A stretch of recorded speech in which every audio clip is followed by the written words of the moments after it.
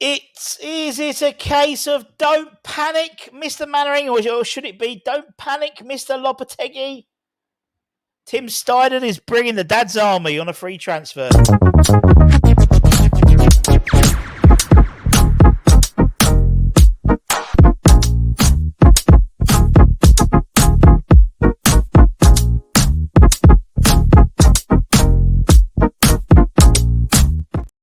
And a very good morning to you all. It's Wednesday, bin day in the Button household. Unbelievable, Jeff. Happy bin day to you guys too, if you're in the Hornchurch area. And Flo's gone back to school as well. Yes. Anywho, we know the transfer window has been slammed shut,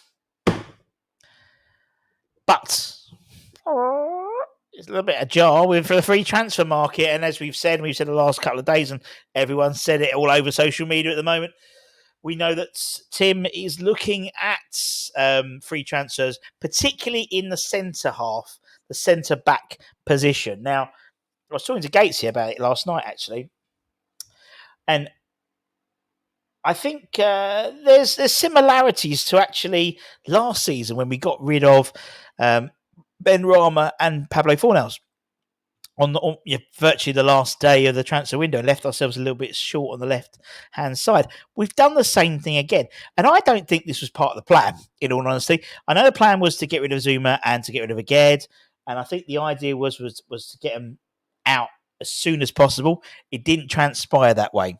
You know, originally we were linked with Naif going to Atletico Madrid and various others, and same with Zuma, looked like Saudi was going to be the destination. I think if we'd got rid of him earlier, we'd have brought in someone as that fourth choice. I don't think the plan was to have Kalen as our fourth choice centre half. And we can see that's the case because that's what we're sort of scrabbling around a little bit now. And obviously Tim is looking at what I'm referring to as a dad's free army. A lot of old players, to be honest. But don't panic, Mr. Mannering. As long as that, we had a Pike play for us, didn't we? Old Jeff Pike.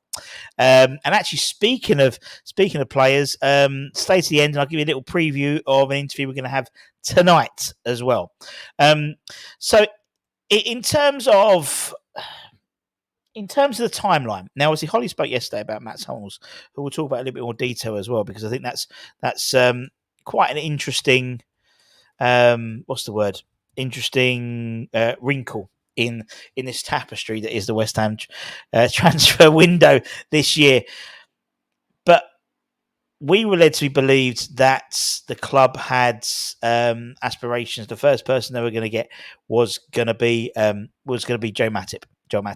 You know, Liverpool, 33, 150 Premier League appearances, former Cameroon international player, and it was going to be I believe he is still the preferred target, or he was the preferred target. It may well have changed the last 24 hours, as things tend to do very rapidly with West Ham. Obviously, we've had talks with him. There has been concerns about his injury record, but in essence, whoever comes in is going to be fourth choice. They're coming in to be Angelo Ogbonna, basically, which probably wonders. I know he was getting on a bit, Ogbonna, but wouldn't it have just been easier just to offer him a 1-year deal? That's why I think this wasn't Tim's initial plan, because it would have made more sense to, if we were going to go and get Joel Matip in, or Matt Hummels or the other guys we're going to talk about in a minute, it would have made more sense probably just to keep Ogbonna for another year. He'd probably been on less wages than bringing in a free transfer as well.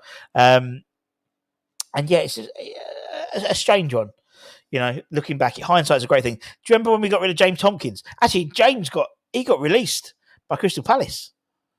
Do you remember we got rid of him and then we really needed a centre half because then everyone got injured? It's the same thing. History repeating itself.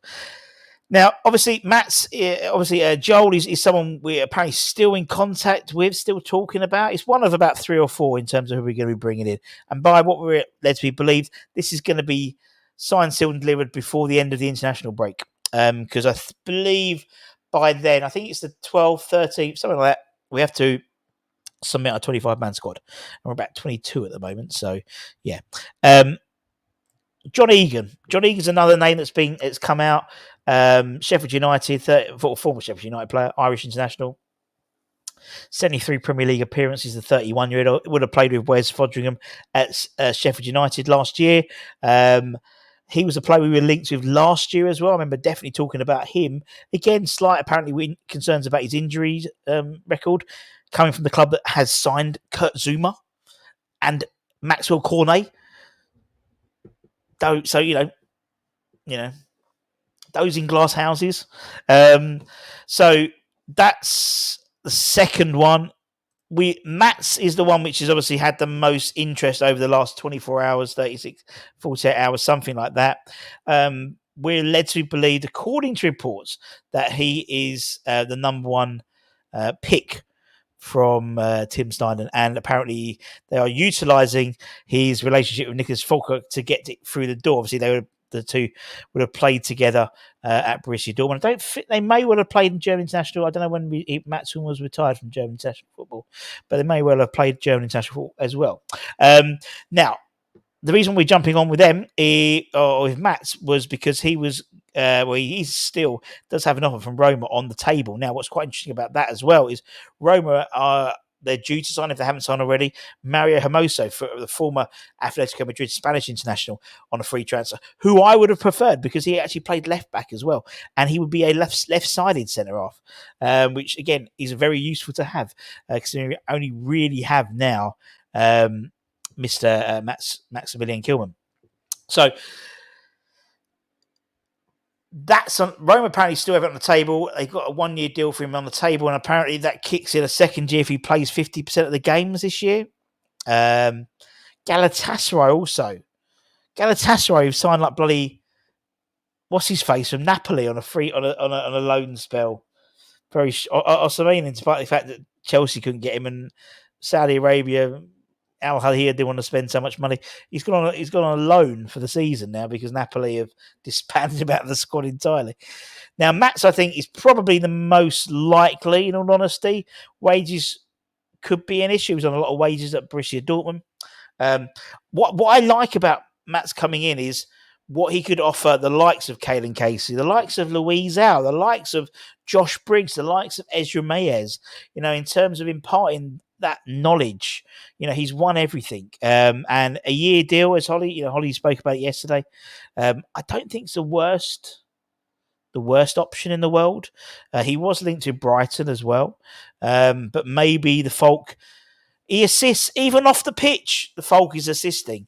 Agent Nicholas. He used to be Agent Suchek, didn't he? There are another couple of names, and I have never heard of these players in my life. The first one, Djidji. 31-year-old Ivory Coast centre half, formerly of Torino. 126 Serie A appearances. He has apparently been offered to us. However, as no European experience, obviously he's stayed in Italy, no Premier League experience. I mean, Mats Hummels has played over 620 odd games, none of them in the Premier League. But these guys are going to come in and be that Ogbonna role, that sort of fourth choice. You may get him in a cup game. And if it's a year,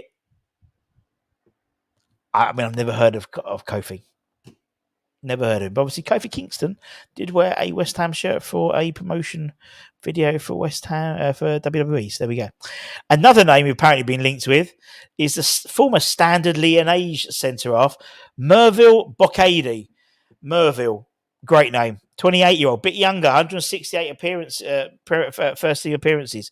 Standard Liège, Congolese centre half. Again, never heard of the lad. How tall is he? He is 186. That's not very tall, is it? Don't think so. What's it in shillings and pence?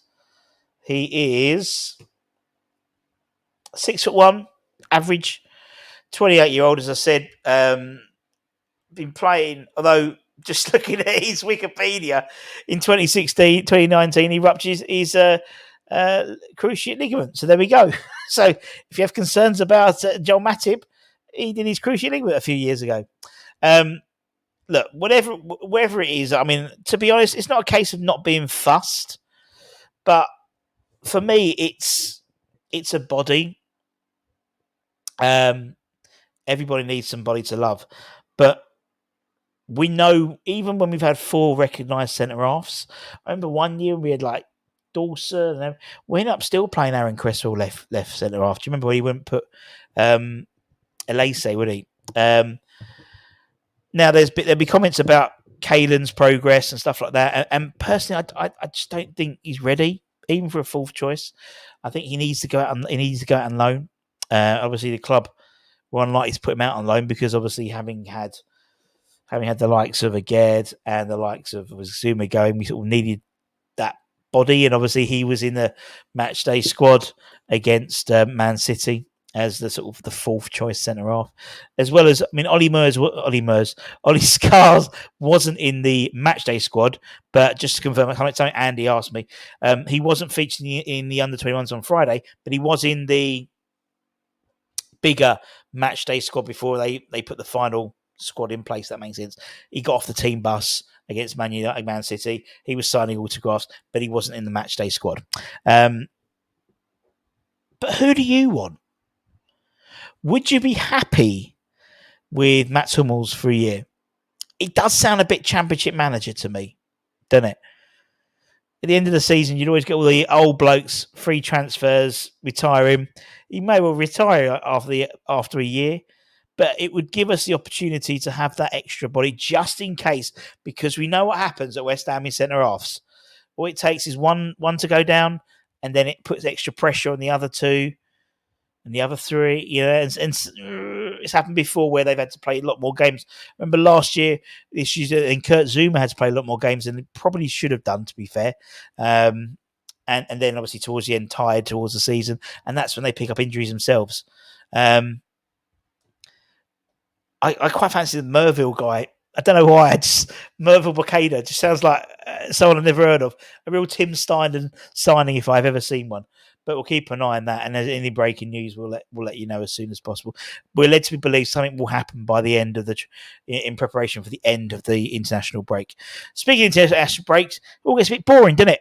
So if it's a bit boring, who do I bring on? Only the man who saved the Frank Lampard penalty, Jimmy Walker. He's on tonight, 9 p.m. Set your timers. An evening with Jimmy Walker in association with Ian at E13. We're going to be talking about Jimmy's new book. Jimmy has a new book, an autobiography coming out. There's a big book launch in a couple of weeks' time at the Rusk in Romford, which Ian is hosting. Fantastic events Ian puts together. So we're going to be talking about that, talking about the book, talking about West Ham with Ian and with Jimmy. And you know, Jimmy, it'll be a laugh. It'll be a laugh. So we'll be talking about all that, and also talking about some of the people who are going to be there as well. It's not going to just be Jimmy on the night. It's going to be a gaggle of his former West Ham teammates will be there as well. So make sure you watch that tonight. It'll be quite funny indeed. And we'll have tonight, I imagine Jamie Talks will be on tonight as well. And Old School Hammers maybe, although I think Budgie might still be on holiday. I don't know. Anyway, until that, take care, stay safe, stay warm, stay humble, keep the faith, and come on you irons.